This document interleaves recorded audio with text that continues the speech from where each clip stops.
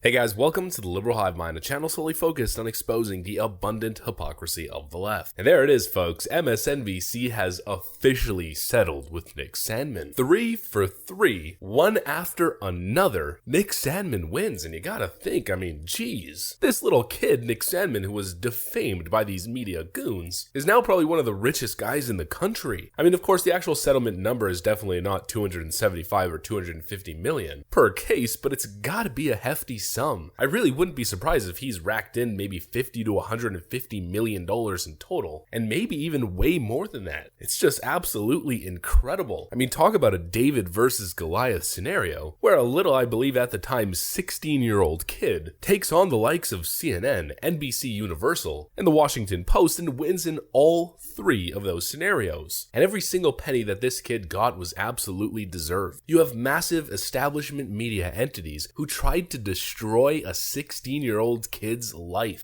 Just think about the context right before heading to college, which of course is almost always a liberal institution. Imagine being a 16-year-old kid preparing for your exams, trying to get accepted into a good school, trying to live a normal life, get educated, start a career, and the media is putting your face at the top of every front page headline. Your face is being plastered across primetime networks and primetime shows, and they're essentially calling you a Trump-loving, deplorable white supremacist who's responsible for some sort of hate event against the Native American activists. It's completely disgusting, and this kid deserves every single penny headed in his direction. Let me update you guys on everything that's going on here, as well as some other stories, but of course, before we get into any of it, please make sure to leave a like, a comment, subscribe, share the video as much as possible. We are still shadow banned by the YouTube algorithm, hidden from non-subscribed viewers, and with that out of the way, let's roll the tape. Alright folks, so here's the initial update. Covington teen Nicholas Sandmann settles $275 million defamation lawsuit with NBC. Neither party publicized the terms of the settlement. However, Sandmann asked for $275 million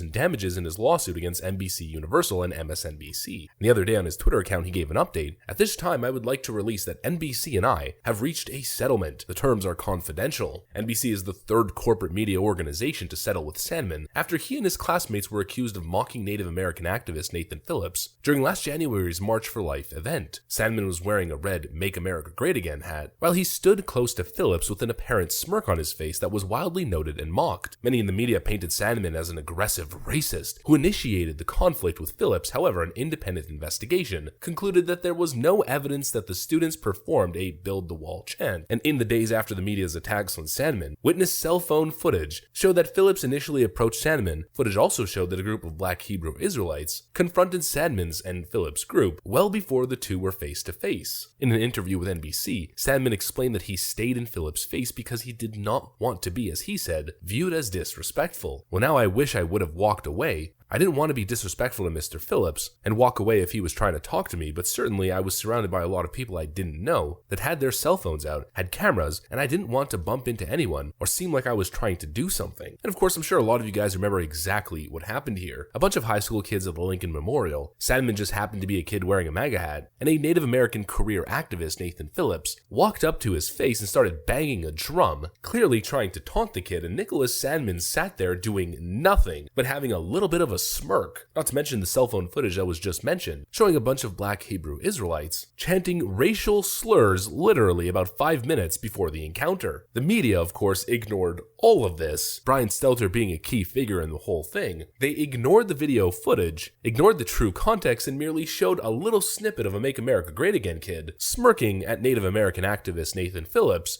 and framed this whole story as a group of MAGA kids harassing and intimidating and mobbing around a poor activist individual. The horror. And honestly, the way that this Breitbart article framed this thing is also a little bit incorrect. They had the video footage. The article stated that the video footage came out afterwards. It didn't. It came out initially with the story. All you had to do was watch, maybe like a minute-long clip, and it was absolutely clear from the start that the way the media was portraying this thing was complete BS. And of course, that really seems to be the trend these days. The corporate media paying multi-million-dollar figures to their top headline anchors, with massive multi-million-dollar teams behind them, researchers, editors, writers, the entire corporate media establishment, an entire office full of these people who call themselves journalists and went to journalism school, can't even seem to get the base context right. They couldn't be bothered to just watch the damn video and report on the truth, of course, not because they're too incompetent to do so, but because they don't want to. They saw an opportunity here to frame a MAGA child as being some sort of evil demonic figure, and they chose to go that route instead of telling the truth. And again, it's not a one-off situation. They did the same thing again with Kyle Rittenhouse. All you had to do was watch the video, and instantly it was clear that it was self-defense. And as we've stated, a 12-person impartial jury unanimously came to that conclusion on every single charge. But the media just couldn't get it right, because they don't want to get it right. They would rather frame these kids, Nicholas Sandmann being, I believe, 16 at the time, Kyle Rittenhouse being 17, they would rather use them to drum up controversy and ratings, and to find another excuse to continuously use this term, white supremacist, over and over again, in their efforts to continuously divide the country. It's absolutely disgusting. This is why Nicholas Sandmann deserves every single penny, because what they're doing is malicious. What they did with Kyle Rittenhouse was malicious. I've spoken to so many different people who are on the left side of the spectrum, friends that I've worked with in the past who have absolutely no connection to politics whatsoever, some from across the globe, and so many people have just responded to,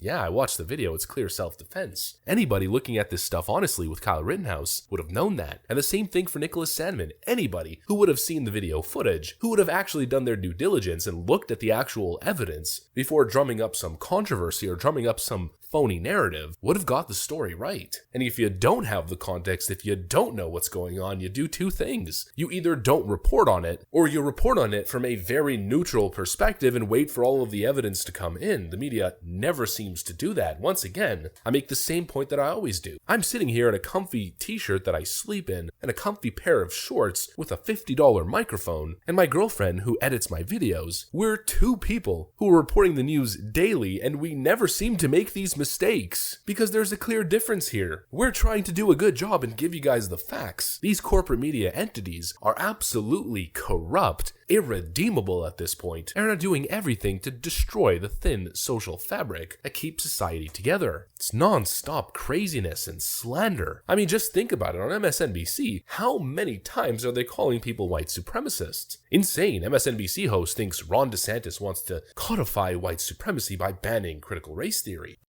Critics accusing Florida's MAGA governor Ron DeSantis of combining vigilante-style justice with right-wing culture wars and a new effort to codify white supremacy for political gain.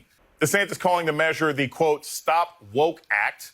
Bernice King, MLK's daughter, blasting the misuse of the word woke to deter the fight against injustice.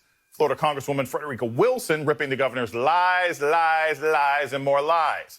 Others calling it a racist dog whistle. Whatever it is, it's part of a growing right-wing trend, with MAGA making it a campaign issue and 8 states passing anti-CRT laws.